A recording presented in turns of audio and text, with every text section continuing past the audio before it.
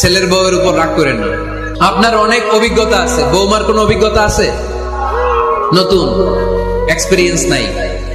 বৌমাকে একটু সময় দেন, একটু গুছায় নিতে দেন, পারবে। রান্না ভালো হয় না, পারবে। ঘুম থেকে দেরিতে উঠবে আস্তে আস্তে।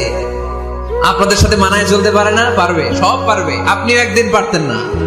আপনি যখন প্রথম বৌমা হয়ে গেছিলেন, ওই কথাগুলো খেয়াল করেন, আপনার দিনগুলো তখন কেমন কেটেছিল।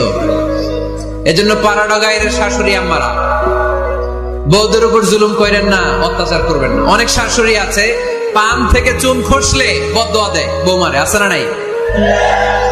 কিন্তু এটা কল্পনা করে না যে এটা আমার নিজের পেটে ধরা ছেলের বউ।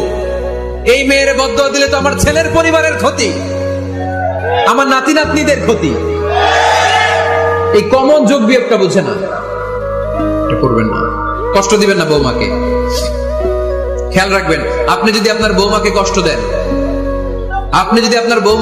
দেন, আপনার নিজের মেয়েটাও বৌমা হয়ে আরেক বাড়িতে যাবে, সেও সেই একই কষ্টগুলো পাবে। এগুলো যখন আপনারে শোনাবে, তখন আপনি শান্তিতে থাকতে পারবেন না। চিল্লায় বলেন ঠিক কিনা? নিজের মেয়ে সকাল 11টায় ওঠে, ওইটার দোষ নাই। বৌমা কেন উঠলো না? ঝামেলা আছে না নাই?